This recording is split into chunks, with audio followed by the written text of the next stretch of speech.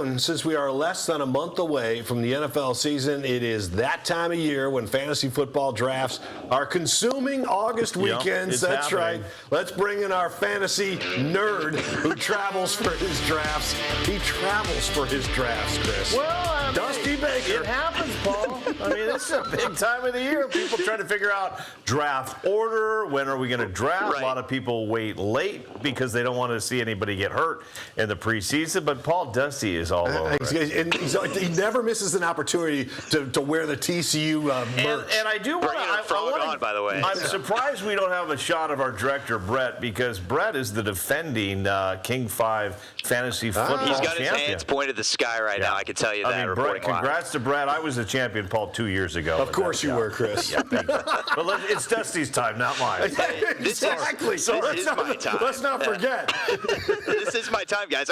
So I'll be in the King 5 League for the first time this year, so I'm excited.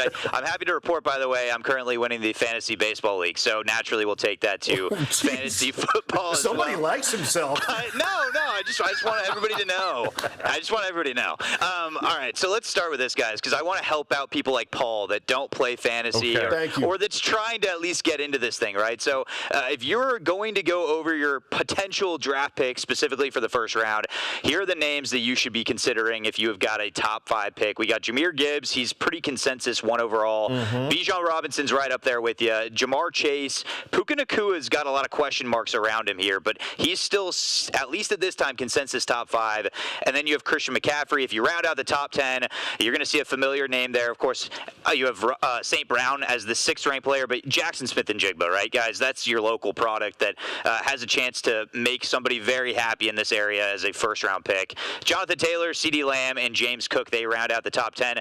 If you guys had the first overall pick, where are you going? Paul, I'd be very curious to hear yours. Chris, this is going to be a short answer for me because you two guys are big fantasy guys. I'm just telling you right now, but seeing Christian McCaffrey in there, he's nowhere near going to be my first pick. I think injury problems are a problem with him. I don't think he's going to stay healthy. Agreed. It's not his fault. It's just the way it is in his career. He takes a beating. He's a tough guy, but I just don't see it. So I would stay away from Christian McCaffrey if I'm giving my fantasy experts a little bit of a tip. I'm doing my research. Can I see the top 5 one more time? Yeah, let's Can I show bring the that top graphic 5 up one more time? I just want to say.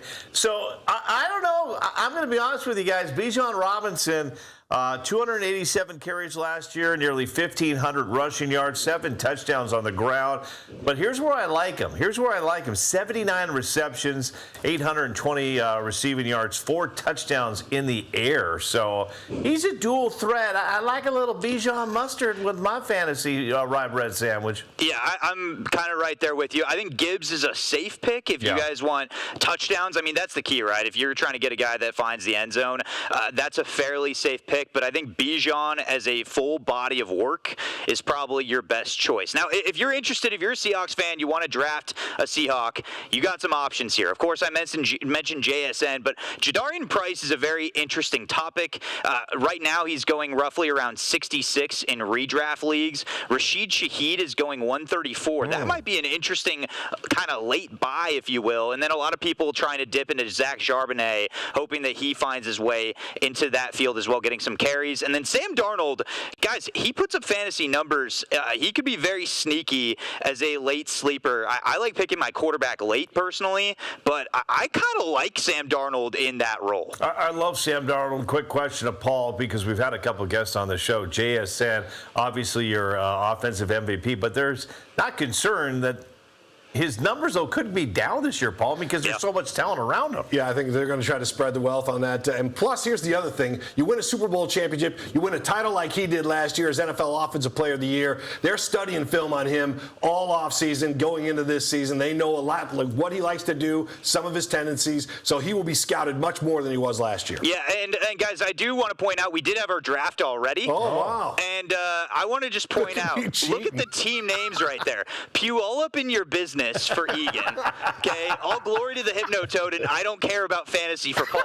I do want to point out, too, so Chris did pick Bijan. If we could go back to that for just a second there, I picked Jahmyr Gibbs. That was who I wanted. Paul, why Joe Flacco? Why did we go with Joe Flacco? I'm just curious.